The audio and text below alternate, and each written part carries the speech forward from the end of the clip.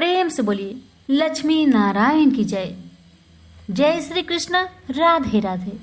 प्यारे भक्तगणों, आज की वीडियो में आप सभी श्रवण करेंगे बड़ी ही दुर्लभ 11 माता की व्रत कथा। इनकी कथाओं को जो भी भक्त 11 के दिन श्रद्धा पूर्वक श्रवण करता है उसकी सभी मनोकामना 11 माता अवश्य पूर्ण करती है। तो आइए बड़े ही श्रद्धा से प्रसन्नचित मन से कथा को पूरा अवश्य सुनिएगा।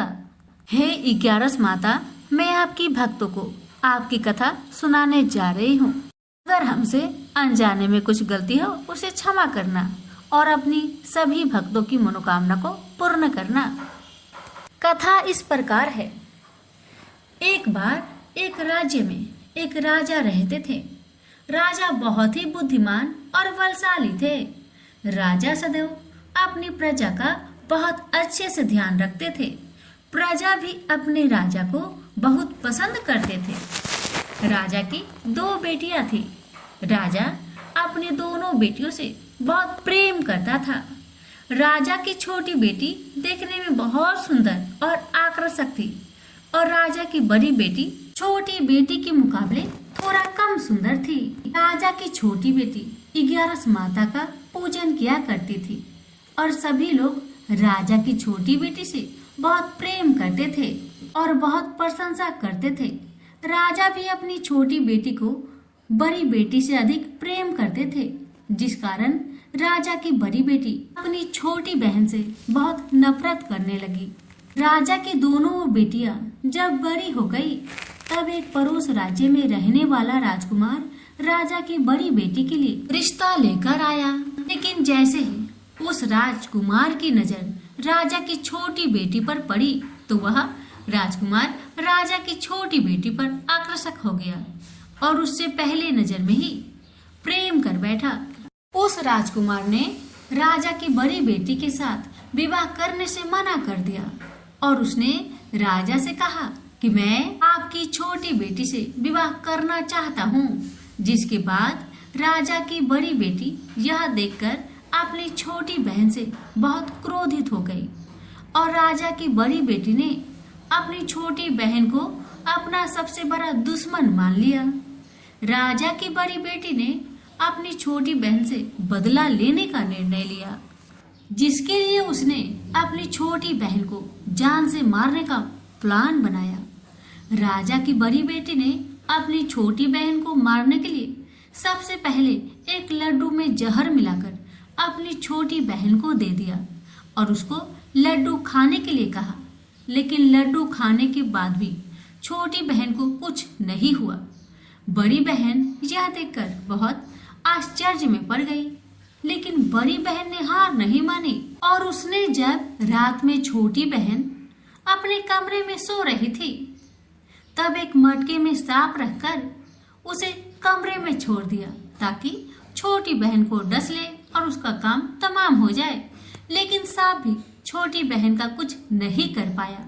जिसके बाद बड़ी बहन ने अपनी छोटी बहन से कहा कि चलो हम लोग कुएं से पानी भरकर लाते हैं।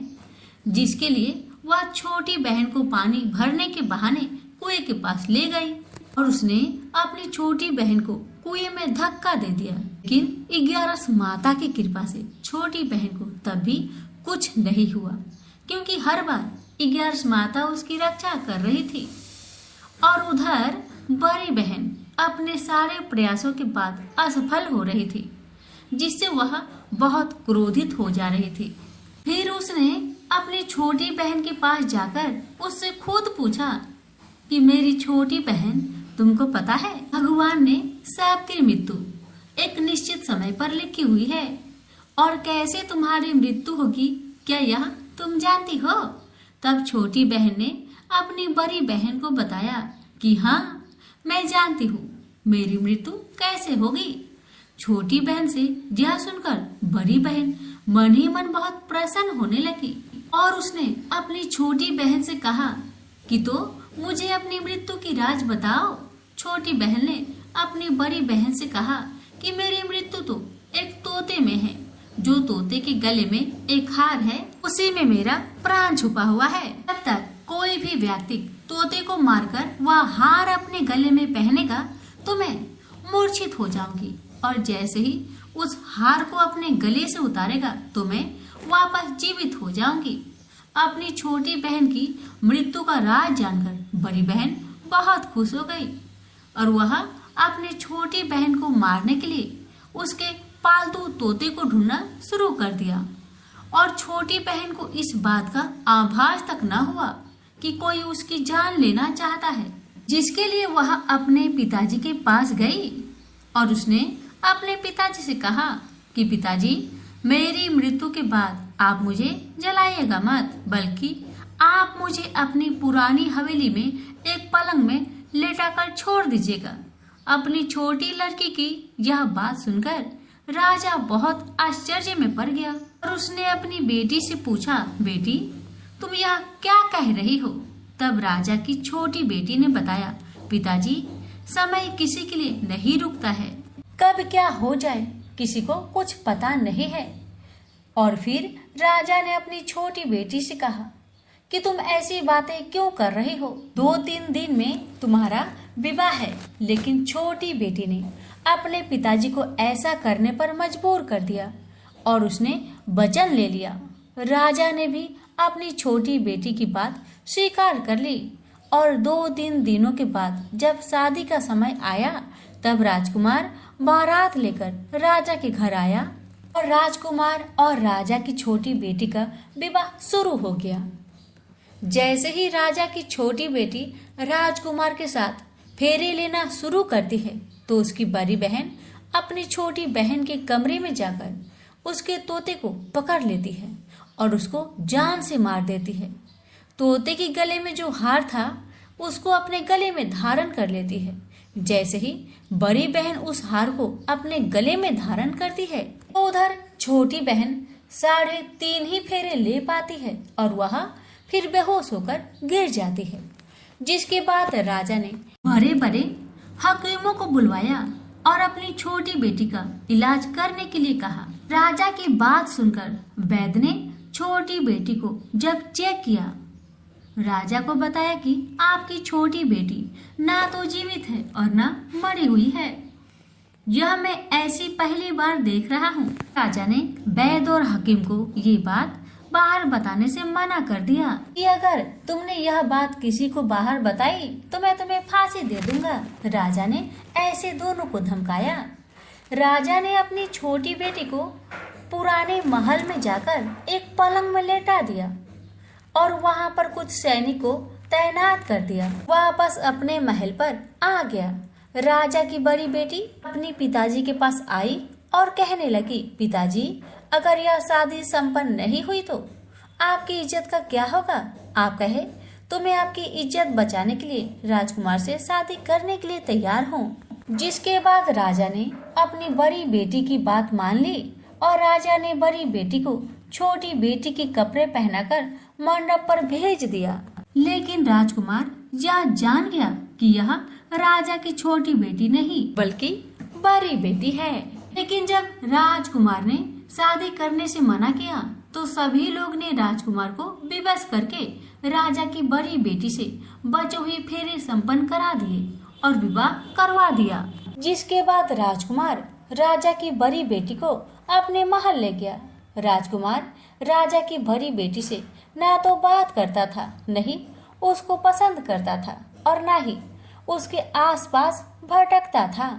और राजकुमार ने यह फैसला लिया था कि वह अपनी प्रेमिका को ढूंढकर रहेगा और यह जानकर रहेगा कि उसके साथ क्या हुआ है। एक दिन राजकुमार अपने घोड़े पर सवार होकर राजा के पुराने महल के पास पहुंच गया, जहां पर उसने कुछ सैनिकों को देखा।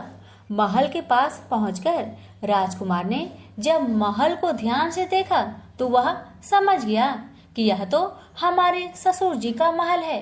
तब राजकुमार ने सैनिकों से पूछा, तुम लोग यहाँ क्या कर रहे हो और इस महल के अंदर उस पलंग में कौन लेटा हुआ है? जिसके बाद सैनिकों ने बताया कि यहाँ पर राजा की छोटी बेटी लेटी हुई है। यह सुनकर राजकुमार बहुत प्रसन्न हुआ और चिंतित भी हुआ। तुरंत अपनी प्रेमिका के पास पहुँच गया और उसकी सेवा करने लगा। जैसे ही रात हुई तो राजा की छोटी बेटी उठकर खड़ी हो गई। राजकुमार यह देखकर बहुत खुश हुआ और उसने अपनी प्रेमिका से पूछा कि तुम यहाँ क्या कर रही हो? तुम मेरे साथ मेरे घर चलो। राजा की छोटी बेटी ने राजकुमार को सारी बातें बता दी कि मेरी जान एक तोते में बसी थी और मैंने यह सब सिर्फ अपनी बड़ी बहन को बताया था और मुझे पता है कि उसने ही मुझे मारने का प्रयास किया है। उसके पास एक हार है जिसको वह सुबह पहन लेती है और रात को उतार देती है। जब तक वह हार को पहने रहती है तब तक मैं मूर्छित रहती हूँ और जैसे ही वह हार को उतार देती है तो मैं जीवित हो जाती हूँ और जब तक मेरी बहन के पास वह हार है तब तक मैं ऐसे ही जीवित और मूर्छित होती रहूंगी। अगर मेरी बड़ी बहन के पास जो हार वह मेरे हाथ लग जाए तो मैं हमेशा के लिए जीवित हो जाऊंगी। राजकुमार यह बात सुनकर राजा की छोटी बेटी के पास रहने का निर्णय ले लिया और उसने अपने बचे हुए सारे फेरे उस पलंग में लेटी राजकुमारी की छोटी बेटी के साथ ले लिए और अपना विवाह को पूर्ण कर लिया और वहीं पर रहने लगा। देखते ही देखते कुछ समय में राजा की छोटी बेटी और राजकुमार की पत्नी पेट से हो गई। एक दिन राजकुमार को किसी काम से बाहर जाना पड़ा। तब छोटी बहन के पेट में बहुत तेज दर्द होने लगा, जिसके बाद उसने 11 माता का ध्यान किया। जिसके बाद वहां पर 11 माता प्रकट हुई और उन्होंने अपने भक्तों के दर्द को दूर किया और एक पुत्र की प्राप्ति करवाई। और वहीं पर अचानक से राजकुमार भी आ गया। राजकुमार ने 11 माता को देखा तो वह आश्चर्य हो गया और उसने तुरंत माता को प्रणाम किया और 11 माता ने राजकुमार से कहा, जब तुम्हारा बेटा 5 वर्ष का हो जाए तो तुम अपनी पत्नी के हार आकर इसके गले में डाल देना। और देखते देखते राजकुमार और राजा की छोटी बेटी का पुत्र 5 वर्ष का हो जाता है। तो राजकुमार अपने बेटे से कहता है कि बेटा, मैं कुछ काम से बाहर जा रहा हूँ, तुम अपनी माता का ध्यान रखना। और वह वहां से चला जाता है। राजकुमार को बाहर निकलता देख बड़ी बहन के सैनिक देख लेते हैं और वह बड़ी बहन को जाकर सारी बातें बता देते हैं। जिसके बाद बड़ी बहन अपनी छोटी बहन के पुत्र को वहां से उठवा लेती है और उसको मरवा देती है। छोटी बेटी के पुत्र के 2 टुकड़े करवा देती है। पहला टुकड़ा चक्की के पास छुपा देती है और दूसरा टुकड़ा अपनी पलंग के नीचे रख देती है। 11 माता बड़ी बहन की सारी करतूत अपनी आंखों से देख रही थी। उनसे रहा नहीं गया। वह एक भिखारी का रूप लेकर बड़ी बहन के पास चली आती है, जिसके बाद वहां पर भिक्षा मांगने लगती है। बड़ी बहन अपने नौकरों से कहती है कि जाकर भिक्षा दे दो, लेकिन जैसे ही नौकर 11 माता को भिक्षा देने के लिए आते हैं तो माता उन्हें मना कर देती है और कहती है कि मैं तुम्हारे महारानी से ही भिक्षा लूंगी, जाओ जाकर कह दो। इसके बाद बड़ी बहन स्वयं ही भिक्षा देने के लिए माता के पास आती है। तब माता एक बिल्ली का रूप लेकर उसके कमरे में चली जाती है और वहां पर छोटी बेटे के पुत्र के टुकड़े को जोड़ देती है और उसे जीवित कर देती है। उसे वहां से ले जाती है। राजकुमार अपने बेटे को लेकर अपनी पत्नी के पास जाता है और उसे कहता है कि तुम इसका ध्यान रखना। अगर तुम इस बच्चे का अच्छे से ध्यान रखोगी तो मैं तुमसे बात करूंगा। एक दिन राजकुमार बच्चे से कहता है कि तुम मम्मी से उनके गले का हार मांग लो। जिसके बाद राजकुमार का लड़का अपनी मम्मी के पास जाता है और कहता है कि मम्मी, मुझे तुम्हारा हार चाहिए जो तुमने गले में पहन रखा है। यह सुनकर पहले तो बड़ी बहन बहुत क्रोधित होती है, पर उसको यह याद आता है कि राजकुमार ने कहा था कि अगर मैं इस बच्चे का ध्यान रखूं तो वह मुझसे बात करेंगे। इसके कारण वह हार को उस बच्चे को दे देती है और वह तुरंत हार ले जाकर अपने पिताजी को दे देता है। और तभी राजकुमार अपने बेटे को लेकर वहां से जाने लगता है और अपनी पत्नी से कहता है कि तुम हमारे लिए खाना बनाकर रखना, मैं शाम को आकर तुम्हारे साथ खाऊंगा। और वह अपने बेटे को लेकर वहां से चला जाता है, जिसके बाद वह राजा के पास जाता है और उनको सारी बातें बता देता है। राजा अपनी बड़ी बेटी की यह करतूत सुनकर बहुत क्रोधित होते हैं और अपनी परवरिश पर ही दोष देने लगते हैं और राजकुमार को अपनी छोटी बेटी के साथ रहने के लिए आदेश देते हैं। ग्यारस माता की कृपा से राजा की छोटी बेटी राजकुमार के साथ सुखी जीवन व्यतीत करने लगी और हर 11 को 11 माता का व्रत करने लगे। प्रेम से बोलिए 11 माता की जय। धार्मिक मान्यताओं के अनुसार भगवान कृष्ण ने धर्मराज युधिष्ठिर को एकादशी माता की जन्म कथा सुनाई थी। इस कथा के अनुसार सतयुग में मूर नामक राक्षस था जो बेहद बलवान था।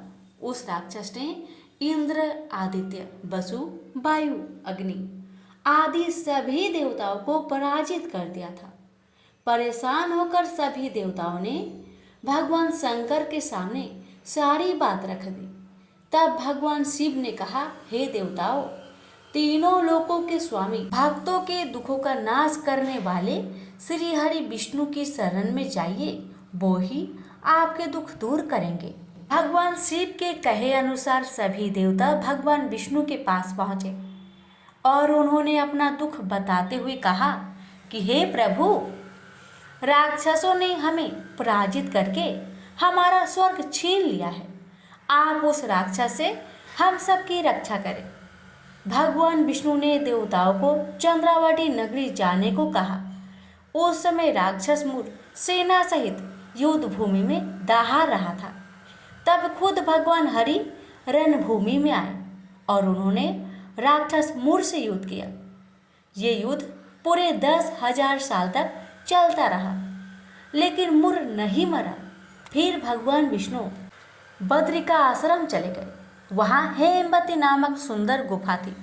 उसमें कुछ दिन आराम किया। यह गुफा 12 योजन लंबी थी और उसका एक ही दरवाजा था। भगवान विष्णु वहाँ आराम करते करते सो गए। मूर भी भगवान विष्णु के पीछे पीछे उस गुफा में आ गया और भगवान को सोया देखकर मारने की सोचने लगा। तभी भगवान के शरीर से उज्जवल कांतिमय रूप वाली एक देवी प्रकट हुई। देवी ने राक्षस मूर को ललकारा, युद्ध किया और उसे तत्काल मौत के घाट उतार दिया। भगवान विष्णु जब अपनी नींद से जागृत हुए तो सब बातों को जानकर उन्होंने उस देवी से कहा कि आपका जन्म एकादशी के दिन हुआ है, अतः आपको एकादशी माता के नाम से पूजी जाएगी। आपके भक्त वही होंगे जो मेरे भक्त होंगे। प्रेम से बोलिए विष्णु भगवान की जय, एकादशी माता की जय।